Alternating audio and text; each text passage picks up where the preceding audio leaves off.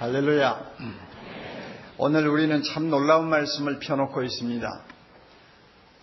아마 제가 느끼는 기분을 여러분이 똑같이 느낄 거예요. 무슨 기분인지 아세요? 두 번 다시 읽고 싶지 않다는 이야기입니다. 왜 그런가 하면 그만큼 굉장한 부담감을 주는,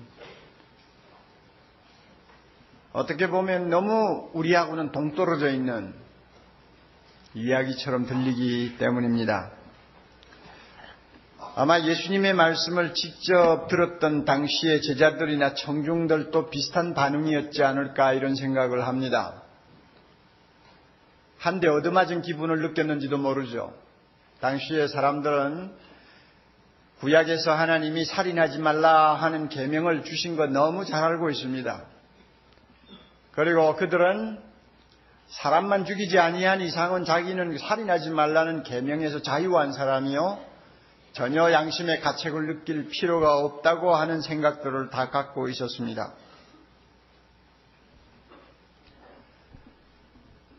구약에서는 하나님께서 이 살인을 엄하게 다루셨어요. 우리가 잘 아는 바와 같이 하나님께서 사람을 만드실 때는 자기 형상을 따라서 만들었다고 했습니다. 그러니까 하나님의 형상을 닮은 것이죠. 우리의 이목구비가 하나님을 닮았다는 의미가 아니라 하나님이 가지고 계시는 본성의 많은 점을 우리에게 이양시켜 주셔서 하나님의 자녀다움을 우리가 소유할 수 있도록 해 주신 것이죠. 그러면 살인이 뭐냐? 사람을 죽인다는 것은 우리에게 있는 소중한 하나님의 형상을 파괴하는 행위였습니다. 하나님은 살인을 그렇게 보았습니다. 따라서 누구든지 사람을 죽이면 가차없이 그 사람은 사형에 처했습니다. 생명은 생명으로 대치하게 한 것입니다. 창세기 9장 6절 무릇 사람의 피를 흘리면, 즉 살인하면 사람이 자기 피를 흘려야 된다고 했습니다. 왜냐? 하나님이 자기 형상대로 사람을 지었기 때문이라고 분명히 말씀합니다. 이만큼 하나님이 살인을 엄하게 다루고 있다는 것을 그 당시에 예수님의 말씀을 들은 제자들이나 청중들은 잘 알고 있었습니다. 그러면서 속으로 나는 살인하지 않았으니 다행이다 하는 생각들을 다 가지고 있었고, 한 걸음 더 나아가서는 나는 살인을 한 일이 없으니 하나님 앞에 의인이다 하는 생각도 하고 있었습니다. 이런 사람들을 놓고 예수님이 뭐라고 말씀합니까? 22절에 보면 내가 너희에게 이르노니 하는 말씀이 나오죠. 내가 너희에게 이르노니, 이것은 굉장한 말씀입니다. 굉장한 선언입니다.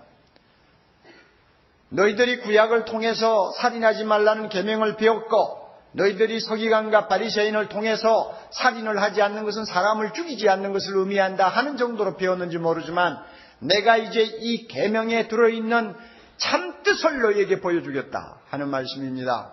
예수님은 우리가 아는 바와 같이, 우리가 믿는 바와 같이 하나님이십니다. 그가 율법을 주셨습니다. 그가 계명을 우리에게 명령하셨습니다. 그러므로 계명을 주신 당자가 육신의 몸을 입고 세상에 오셔서 이 계명에 담겨있는 하나님의 진리가 무엇인가를 이제 밝혀주시겠다는 것입니다. 그러므로 최종적인 유권 해석을 하나님이 하시는 것입니다. 내가 너희에게 이르노니. 그러므로 우리는 주님의 말씀에 귀를 기울여야 합니다. 무슨 뜻입니까? 살인하지 말라 하는 그 말씀 속에 담겨있는 하나님의 마음이 뭡니까? 무엇을 원하시는 것입니까? 어떤 수준의 거룩을 하나님이 요구하시는 것입니까? 이걸 지금 예수님이 설명하는 것입니다.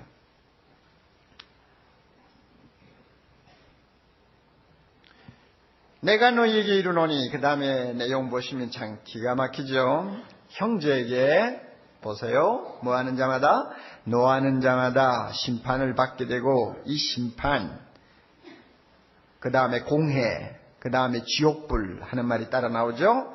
이 심판이라는 것은 사람을 죽인 자가 받는 사형을 말합니다. 그러므로 형제에게 노하면 살인자가 받는 벌을 받을 것이요 하는 말이요. 형제를 향해서 나가라고 욕설을 하는 자는 살인자가 받는 공의의 심판을 받을 것이요, 형제를 향해 미련한 놈이라고 모독하는 자는 지옥불에 들어가리라. 살인자는 지옥에 간다고 성경에 분명히 이야기하고 있거든요. 여러분, 이 말씀을 읽으면서 어떤 느낌을 갖습니까? 와, 이건 정말 감당하기 어려운 말씀이야 하는 생각을 여러분이 가질 것입니다. 또 그런 생각을 갖고 이 말씀을 보아야 하나님의 말씀을 진지하게 대하는 사람입니다. 헬라어에 보면은 화를 낸다 할 때 이 화를 표현하는 말이 두 가지가 있어요. 하나는 두모스라는 말이고 하나는 오르게라는 말인데, 두모스는 가랑잎이 활 타다가 금방 꺼지는 것처럼, 그래서 사람이 기분이 나쁠 때 이 감정이 폭발하잖아요. 그러면 불끈 화를 냈다가 또 자기도 모르게 금방 그 화가 식어져 버리는 것입니다. 이것은 우리의 성격의 한 면입니다. 누구나 다 가지고 있는 성격이에요. 기질이에요.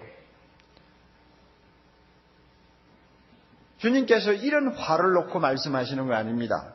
오히려 오르게. 그것은 무슨 화냐 하면, 어떤 사람에 대해서 한번 화를 냈다면 그 화를 마음에 담는 거예요. 그리고 두고두고 쌓아가는 것입니다. 분노를 마음에 쌓아가면서 그 분노가 증오로 발전하도록 내버려 두는 거예요. 그리고 증오가 되고 나면 그 사람에 대해서 말이 험하죠. 대할 때마다 좋은 눈으로 보지 않아요. 마음이 편치 않고 마음에 분노가 있으니까 대할 때마다 말이 좋게 나가지 않죠. 그러니까 라가라고 하는 욕설을 할 수 있는 것입니다. 라가는 이 머리 빈 깡통아 하는 이야기나 비슷한 말이에요. 그럼 여러분, 이 머리가 빈 깡통아 하면 이건 사람 인격 모독하는 것입니다. 그리고 미련한 놈이 뭔지 우리 잘 알잖아요. 그렇죠? 곰보다도 못한 미련한 놈 하면 완전히 인격을 까뭉개는 거예요. 그죠? 그러니까 내 마음에 분노가 쌓이고 그 분노가 미움이 막 섞여 있으니까 자기도 모르게 말이 좋게 안 나가죠. 그러니까 말 가지고 사람 잡는 것입니다. 이 머리가 빈 깡통아, 이 곰처럼 미련한 놈아 하면서 그냥 막 깔아뭉개버리는 거예요. 주님은 뭐라고 합니까? 이 자체가 살인이라는 거예요. 형제를 향해서 분노를 갖고 있는 그 자체가 살이라는 행위요. 형제를 향해서 말 속에 분노를 담고 있는 것도 살인이라고 말씀합니다. 왜 그런가 하면 하나님은 행동 이전에 우리의 마음의 태도를 먼저 주시하시기 때문이라는 것입니다. 우리는 칼을 들고 사람을 찔러서 피를 흘려야 살인인 줄 알고 있는데, 하나님은 그게 아니고 손에 칼을 들기 전에 벌써 마음에 칼을 갈고 있는 사람은 하나님이 살인한 자와 똑같이 보신다는 말입니다. 하나님은 사람을 외모로 보지 않아요. 하나님은 사람을 마음으로 중심을 보세요. 여호와께서는 마음을 감찰하사 모든 사상을 아시나니, 역대상 28장 9절에 분명히 명시하셨고, 잠언 16장 2절, 사람의 행위가 자기 보기에는 모두 깨끗해 보여도 여호와는 심령을 감찰하시느니라. 행동으로 살인하지 않았으니 나는 괜찮다, 나는 의롭다 하고 생각할지 모르지만 마음의 깊은 곳을 감찰하시는 하나님의 눈에는 살인자가 될 수 있는 것입니다. 왜? 마음에 남을 미워하고 남을 증오하는 감정이 있으면 하나님은 벌써 살인한 사람으로 간주하시니까요. 그러므로 요한일서 3장 15절에는 결론적으로 말씀합니다. 그 형제를 미워하는 자마다 살인하는 자니라. 얼마나 놀라우신 말씀이에요. 하나님이 얼마나 두려우신 분입니까? 누가 그 하나님의 눈을 피할 것입니까?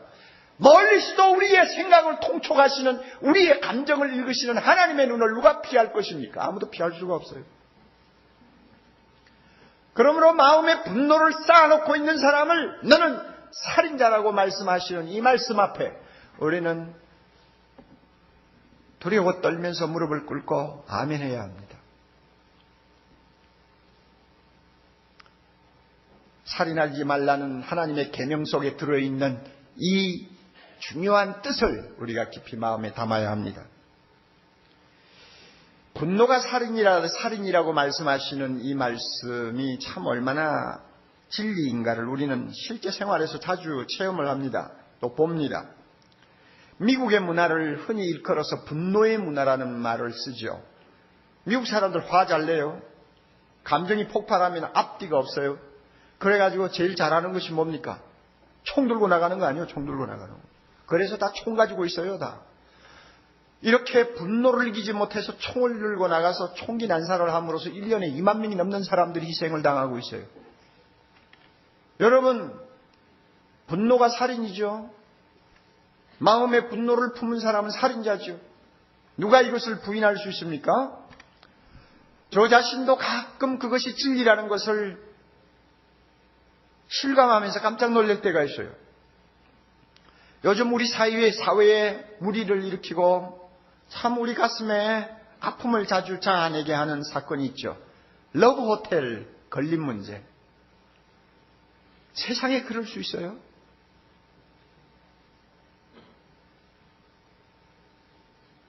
나라의 장래와 미래를 책임지고 있다는 공무원들이 그럴 수가 있어요? 감히 어느 자리에다가 러브호텔을 허가해요? 차를 타고 가다가 보면요, 나도 모르게 막 가슴을 치고 싶은 거예요. 저렇게 아름다운 산자루 밑에 초막집이 있어도 마음이 차지 아니할 텐데 러브호텔이 서 있어. 학생들이 날마다 울거리는 학교 주변에 러브호텔이 줄줄이 서 있어. 난 그런 것을 허가해 준 공무원들 솔직히 저는 분노하고 있고 미워합니다. 하나님이 날 보고 살인자라고 해도 할 수 없어요. 그런데 차를 타고 가다가 러브호텔 보면요, 막 금방 알잖아요. 나도 모르게 무슨 말이 불끈 나오느냐면, 야, 저 불이나 나버렸으면 좋겠다. 그리고 나서는 내가 놀라는 거예요. 왜냐하면 진짜 밤중에 불이 났다고 합시다. 50객실에 한 100명이 들어앉아서 둘씩 다 있어요. 여러분, 불이 나면 도대체 얼마나 많은 사람이 죽어나오겠어. 상상을 해보세요. 이야, 내 속에 있는 분노가 수십 명을 죽이고도 남을 수 있을 정도로 대단하겠구나 생각을 하니 하나님 옳습니다. 형제를 향하여 화를 내는 자체가 살인이다, 옳은 말씀입니다 하는 생각을 나도 모르게 하는 거예요. 여러분, 주님의 이런 교훈 앞에 초연할 사람이 누가 있습니까? 자유할 사람이 누가 있습니까? 더욱이 예수님의 말씀 가운데서 우리 마음에 또 한 번 당혹감을 주는 말이 있어요. 형제라는 말입니다. 여러분, 본문 보시면 형제에게 노하는 자, 형제를 대하여 나가라고 요구하는 사람, 형제를 보고 미련한 놈이라고 저주하는 사람, 이 형제라는 말요, 성경에서 형제라는 말은 참 가까운 사이를 가리킵니다.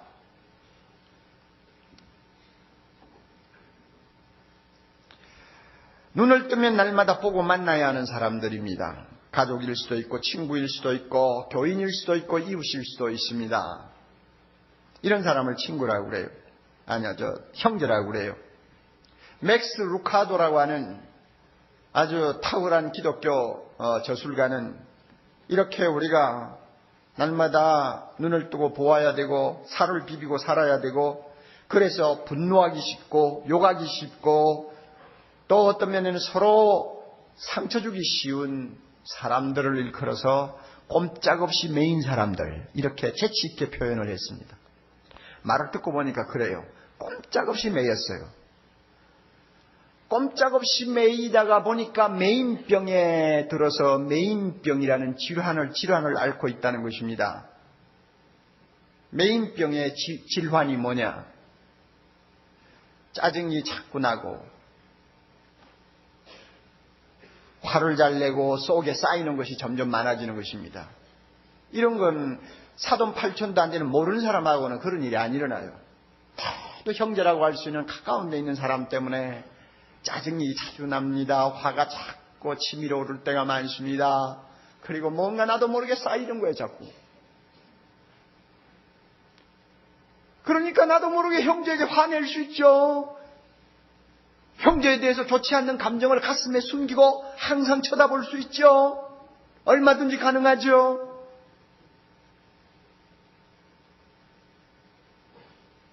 심리학자들의 말을 들으면 오늘날 약 80% 이상 되는 부부들이 이 마음에 숨겨놓고 쌓아놓고 있는 분노 때문에 문제를 일으킨다고 하고 있습니다. 그래서 미국의 어느 상담가는 그래요. 자기를 찾아와서 상담을 하는 부부를 놓고 아니면 개인을 놓고 한참 이야기를 듣다 보면 도대체 어디에 문제의 핵심이 있는지 종잡을 수 없고 감을 잡을 수 없을 때가 있답니다. 그럴 때 그는 마음속에 가만히 숨겨놓고 있는 분노가 있나 없나를 한번 체크해 본답니다. 그러면 80%가 적중을 한대요. 모든 문제의 뿌리가 그 분노에서 나오는 것입니다. 아내가 남편을 향해서 사귀지 못하는 분노가 있어요. 남편이 아내를 볼 때마다 가끔 치밀어 오르는 화가 있어요. 자식을 볼 때 그래요. 그러니 여러분, 우리는 예수님의 말씀에 비추어 볼 때 형제에게 노하는 자마다 살인하는 자라고 한다면 오늘 우리가 하루에 몇 번씩 아내를 죽이는 것인지요, 남편을 죽이는 것인지요, 자녀를 죽이는 것인지요.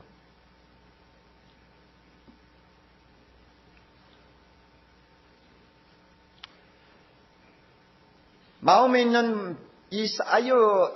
쌓여 있는 분노, 그것이 나중에 증오의 감정과 뒤섞여 가지고 결국은 어떤 사람을 나도 모르는 사이에 공격할 수 있는 이 무서운 감정, 마치 시한폭탄과 같은 것.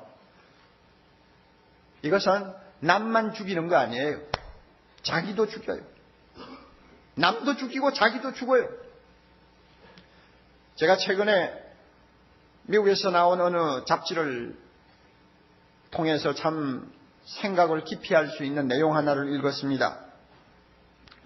1983년 조지아주 클레이턴 카운티에서 재판이 열렸습니다. 기소된 범인은 흑인 남자였습니다. 켈빈 존슨이라고 하는 남자입니다. 백인 여자를 성폭행했다는 죄로 기소가 되었습니다. 미국 재판에는 배심원 제도가 있습니다. 여러분 잘 아시는 바와 같이 그 배심원들의 평결이 굉장히 중요한 역할을 합니다. 그날도 이 재판소에는 배심원들이 회의를 하고 있었습니다. 배심원들 전부가 백인이었습니다. 그리고 그들은 한 40분 정도 서로 의논을 하더니 이 지금 기소가 된 흑인 남자가 진범이라고 단정을 했습니다. 흑인 여자 4사람이 찾아와서 그 피고의 알리바이를 제시를 했는데도 배심원들은 묵살시켜버렸습니다. 그리고 저 사람이 진범이라고 단정을 했습니다. 재판관이 이제 선고를 합니다. 무기징역을 선고했습니다. 그 무기징역을 선고받는 재판관 앞에서 켈빈 존슨은 마지막 진술을 이렇게 했습니다. 하나님이 내 증인입니다. 나는 잘못 기소되었습니다. 나는 죄가 없습니다. 이제부터 나는 감옥에서 나의 억울함을 하나님이 벗겨주시도록 예수 그리스도의 이름으로 기도를 날마다 할 것입니다. 그렇게 하고는 그는 감옥으로 갔습니다. 그 후 16년이 흘렀습니다. 바로 작년 6월입니다. 켈빈 존슨은 다시 재판석에 서게 되었습니다. 그 이유는 그를 무죄석방시키기 위한 것입니다. DNA 유전자 검사를 통해서 이 사람이 진범이 아니라는 것이 16년 만에 밝혀진 것이요. 재판관이 그를 무죄석방시켰습니다. 그 시간 그는 손에 조그마한 신약 성경책을 꼭 쥐고 서 있었습니다. 무죄석방이라는 재판관의 말을 듣고 그는 묵묵히 재판장을 나오고 있는데 기자들이 몰려들었어요. 막 붙들고 이야기했습니다. 존슨 씨, 당신을 16년간이나 감옥에 집어넣어 썩게 만든 그 판사와 배심원들 증오하지 않습니까? 고문하고 싶지 않습니까? 그리고 모순이 많은 이 미국의 사법제도에 대해서 뭐라고 한마디 하고 싶은 말이 없습니까? 하고 막 질문을 했다고 합니다. 이럴 때 존슨의 말이 이것입니다. 아니요. 내 마음에 타오르는 분노와 증오를 담고 있으면 그것은 나를 죽이고 맙니다. 나에게 중요한 것은 내가 사는 것입니다. 지금 나에게 필요한 것은 지금 나가서 일자리 구하는 것입니다. 하고는 그 자리를 떠났다고 합니다. 그래요. 내 가슴 속에 증오를 담고 있어 복수를 하고 싶은 마음이 있어. 그것은 남도 죽일 수 있죠. 총을 들고 나가서 마음대로 재판장 안에서 사람을 죽일 수도 있겠죠. 그러나 남도 죽이지만 동시에 자기가 죽는다. 존슨이 어디서 이와 같은 진리를 배웠을까? 손에 꼭 쥐고 있는 성경 말씀, 신약 말씀을 읽으면서 형제를 향하여 노하는 자마다 살인하는 자라고 하시는 주님의 말씀 앞에 그는 자기도 살고 다른 사람도 사는 길이 무엇인가를 발견한 것입니다.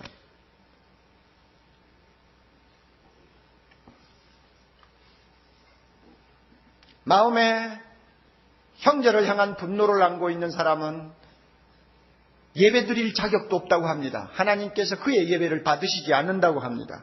여러분 본문 보세요. 23절 그러므로 예물을 제단에 드리다가 거기서 내 형제에게 원망 들을 만한 일이 있는 줄 생각나거든. 왜 원망 들을 일이 있습니까? 내 마음에 분노가 있기도 하지만 내가 다른 사람의 마음에 분노를 일으킬 수도 있지 않습니까? 어쨌든 서로가 마음에 분노를 안고 있으면 불행해지는 거예요. 원망 들을 만한 일이 있는 줄 생각하면 24절 다 같이요. 제물을 제단 앞에 두고 먼저 가서 형제와 화목하고 그 후에 와서 예물을 드리라. 쉽게 말씀드리면 예배 드리러 오다가 내가 다른 사람을 미워한다고 생각되면 예배 드리기 전에 그 사람에 대한 분노와 미움을 먼저 처리하고 예배 드려라. 또 너 때문에 다른 사람이 지금 마음에 원한을 갖고 이를 갈고 있으면 가서 먼저 사과하고 화해하고 와서 예배 드려라. 그래야 그 예배를 하나님이 받으신다는 것입니다. 유대나라 사람들은 제사만 지내면 어떤 죄든지 다 용서받는다고 믿었어요. 그러나 하나님은 아니라고 그래요. 예수님은 아니라고 그래요. 죄인 줄 알면서도 스스로 회개하지 않고 가슴에 그대로 담고 있는 죄가 있으면 그 사람의 예배는 받지 않는다 그겁니다. 예수님도 똑같이 말씀하셨어요. 너희가 먼저 형제의 죄를 용서하지 않냐면 하나님이 너희 죄를 용서하지 않는다고 분명히 이야기했습니다. 고의적으로 범하는 죄를 안고 예배 드리는 사람은 그 예배가 하나님을 기쁘시게 할 수 없다는 것입니다. 그러므로 마음에 형제를 향하여 분노를 갖고 있는 사람은 먼저 분노부터 처리하고 하나님 앞에 예배드리고 예물을 드리라는 것입니다. 예수님은 말씀합니다. 형제에 대하여 분노를 마음에 담고 있는 사람은 그 분노를 하루빨리 처리하라고 합니다. 내일까지 미루지 말라고 합니다. 25절 말씀 봅니다. 너를 송사하는 자와 함께 길에 있을 때에 급히 사화하라.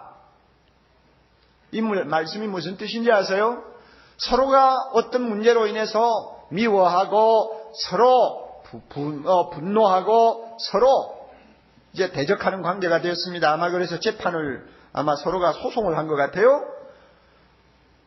어쩌다가 재판날 두 사람이 같이 가다가 길에서 만났다고 합시다. 그러면 재판하는 자리까지 가기 전에 먼저 사과하라. 화해하라. 마음에 있는 분을 사귀고 서로 용납하라 하는 말입니다. 미루지 말라는 그 말이요. 재판할 때까지 미루지 말라 그거요. 왜냐하면은 마음에 형제를 향한 분노를 담고 있고 증오를 담고 있으면 이것 자체가 살인이기 때문에 하나님이 미워하는 살인은 살인죄를 가슴에 품고 오래오래 있을 필요가 없다는 것입니다. 하나님을 두려워하면 빨리 먼저 처리하라는 것입니다. 시간이 빠르면 빠를수록 좋다는 것입니다. 시한폭탄과 같은 그런 위험한 것은 빨리 내관을 제거해서 자기도 살고 남도 살도록 하라는 것입니다. 살인하지 말라고 하는 말씀 속에 담겨있는 본질적인 의미가 바로 이런 것들입니다. 예수님이 설명한 이대로입니다. 사랑하는 형제자매 여러분, 이제 우리 모두 정직하게 우리 자신에게 물어봅시다. 살인하지 말라고 하시는 계명을 지키는 사람이 있습니까? 지키는 사람은 누굽니까? 손 한번 들어보세요. 나는 지금까지 살인하지 않았습니다 할 자신 있는 사람 손 한번 들어보세요. 아무도 없을 거예요. 저나 여러분이나 아무도 없어요. 하나님이 요구하시는 의를 만족시킬 만한 사람은 우리 중에 하나도 없습니다. 그러므로 네 가지를 꼭 기억하세요. 굉장히 중요한 사실이요. 마태복음 5장 나머지 부분을 설교할 때마다 매 시간마다 제가 반복할 수밖에 없는 네 가지 중요한 진리가 있습니다. 첫째는요, 자기 의를 철저히 배격해야 합니다. 자기 의를 배격하십시오. 우리는 예수님이 살인하지 말라는 계명을 해석하기 전에는, 그 해석하시는 말씀을 듣기 전에는 나는 살인하지 않았다고 생각했습니다. 나는 살인자가 아니라고 믿었습니다. 그만큼 나는 의롭다고 생각했습니다. 나는 남보다 선한 데가 있다고 분명히 나는 스스로 자부했습니다. 그러나 예수님의 말씀 앞에 우리 자신이 조용히 다가가서 내 속에, 마음 속에 있는 모든 것을 다 공개해놓고 보니 살인자는 다른 사람이 아니고 나 자신이라는 것을 알았어요. 하나님 앞에 내놓을 수 있는 의라는 것은 나에게 털끝만큼도 없다는 것을 우리는 발견합니다. 교회 다니면서도 아직도 자기는 남보다 선하다, 나는 그래도 의롭다 하는 은근한 교만을 갖고 다니시는 분들 있어요. 이런 분들은 자기가 그만큼 의로워서 그렇게 생각하는 거 아니에요. 하나님의 말씀 안에 담겨있는 하나님의 도덕적 표준이 얼마나 높고 고상하고 완전한가를 모르기 때문에, 무식하기 때문에 스스로 착각하는 것이죠. 자기 의를 버리십시오. 우리가 계명을 바로 이해하면 계명은 살아나고 나는 철저히 죽어버립니다. 하나님 앞에 우리가 내놓을 의가 하나도 없다는 것, 이 시간 인정해야 합니다. 살인하지 아니한 사람 누가 있어요? 하나님 앞에 아무도 없어요. 두 번째로, 예수 그리스도의 의를 철저하게 의지해야 합니다. 우리 예수님은 이 세상에 오셔서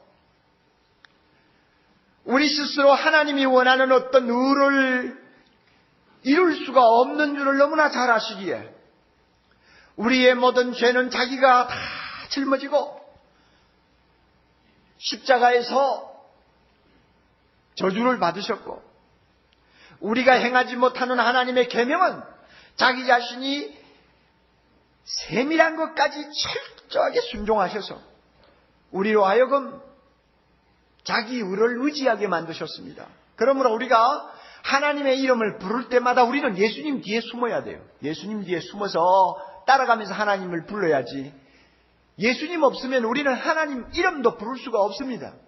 우리가 하나님을 향하여 나아갈 때마다 예수님의 옷을 빌려 입어야 돼요.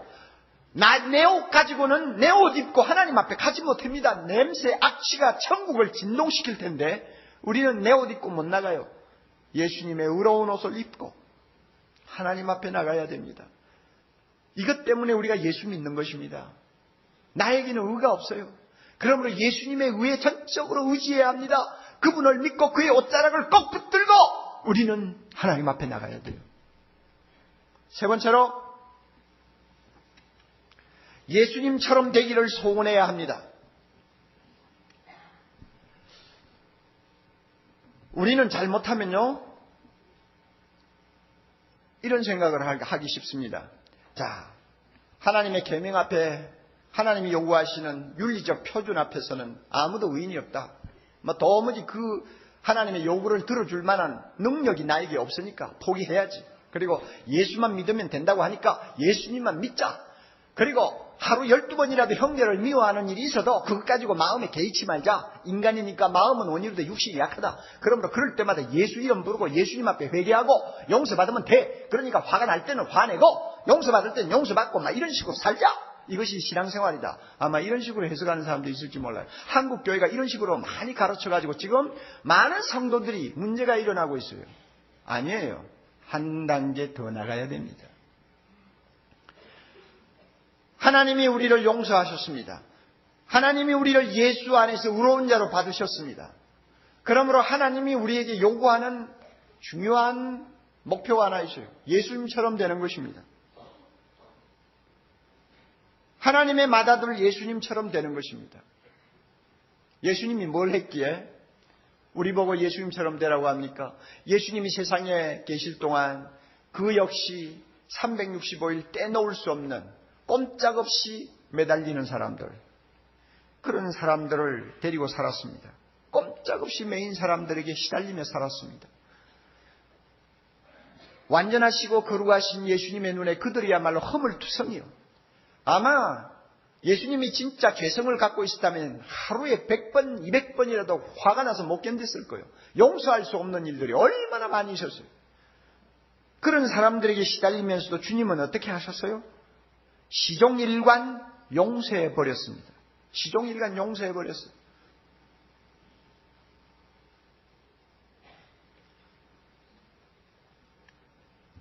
그들의 더러운 부분을 만져주고 터진 데를 싸매주면서 불쌍히 여겼습니다. 그리고 예수님은 자기가 행동으로 막힌 담을 허는 데는 약자가 책임을 지는 것이 아니라 강자가 책임을 져야 된다는 것을 우리에게 보여주셨습니다. 예수님은 강자입니다. 그러므로 자기가 모든 것을 책임지고 처리하시면서 사람 사이에 막힌 담을 흘러놓으셨어요. 서로 용서할 수 있는 길은 잘못된 쪽에서 벌을 받도록 하는 데 있지 아니하고 잘못한 것이 없는 쪽에서 무조건 불쌍히 여기는 데 있다는 것을 주님이 가르쳐 주셨어요. 그 예수님이 우리 안에 거하십니다. 할렐루야. 그 예수님이 내 안에 계십니다. 나를 다스리십니다. 그러므로 우리는 예수님처럼 되자, 예수님처럼 살자 하는 목표를 정하면 살인자가 되지 않습니다. 이 목표를 잃어버리면 우리는 죄짓고 회개하고 죄짓고 회개하는 악순환에서 벗어나지 못할 것입니다. 그러나 이 목표가 있기에 우리는 하나님의 계명을 지킬 수 있고 또 그 이상의 수준의 거룩한 삶을 추구할 수 있다는 것을 우리가 다시 한번 믿어야 되고 또 확신해야 합니다. 넷째로는 성령의 도우심을 철저하게 의지해야 합니다. 성령에 대해서 잘 모르던 구약시대 사람들은 형제에 대한 증오가 가슴에 일어나고 분노가 일어나도 어떻게 처리해야 될지 알지를 못했습니다. 그러나 우리는 다릅니다. 우리는 예수 믿고 의롭다함을 받은 다음에 하나님이 내 안에 성령을 선물로 주셨습니다. 성령은 도움입니다. 성령은 우리를 돕는 보혜사입니다. 성령은 우리의 연약함을 도와주십니다. 믿습니까? 성령은 우리의 연약함을 도와주십니다. 믿습니까? 믿습니까? 성령은 우리를 도와주십니다. 믿습니까?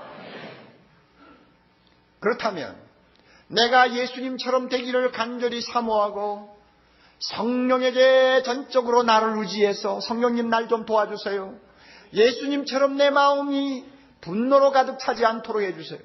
예수님처럼 무조건 용서할 수 있게 해주세요. 예수님처럼 남을 불쌍히 여길 수 있도록 해주세요. 성령님 도와주세요. 나는 작은 예수가 되기를 원합니다. 나는 살인자가 되기를 원치 않습니다. 이렇게 간절히 기도하면서 성령에게 전적으로 의지하면 성령은 우리를 도와주십니다. 그래서 우리가 육신으로 연약하여 할 수 없던 일을 성령은 하게 하시고, 과거에는 율법을 지킨다는 것은 상상할 수가 없는 일이었지만 우리가 성령에게 전적으로 의지하면 우리가 율법을 지키고 하나님 앞에 거룩하다는 칭찬을 들을 수 있을 정도로 우리가 발전할 수 있다는 것을 말씀을 통해서 배우게 됩니다. 그러므로 여러분 성령에게 전적으로 의존하십시오. 안 된다는 생각을 버리세요. 다시 말씀드립니다. 안 돼. 사람은 될 수 없어. 그렇게 거룩하다고 하던 목사도 보니까 뵐 수 없더라. 날마다 화내더라. 응? 설교는 저렇게 거룩하게 해도 우리가 안 보는 데 가서 아마 화를 내고 똑같이 행동할 거야. 사람은 뵐 수 없어. 그러므로 날마다 그저 잘못하면 하나님 앞에 가서 용서받으면 돼. 예수 이름 부르면 돼. 그렇게 하면서 부정적인 시각을 가지고 자기를 보지 말라는 말이에요. 우리는 성령을 모시고 있어요. 성령은 항상 우리에게 예스라고 말씀합니다. 될 수 있다고 합니다. 작은 예수 될 수 있다고 합니다. 예수님처럼 할 수 있다고 말합니다. 그러므로 형제를 향하여 분노를 할지라도 그 분노가 쌓이지 않도록 금방 우리는 사랑으로 녹이고 모든 사람들을 그리스도 안에서 용납할 수 있다고 말씀합니다. 그러므로 부정적인 시각을 갖지 마세요. 긍정적인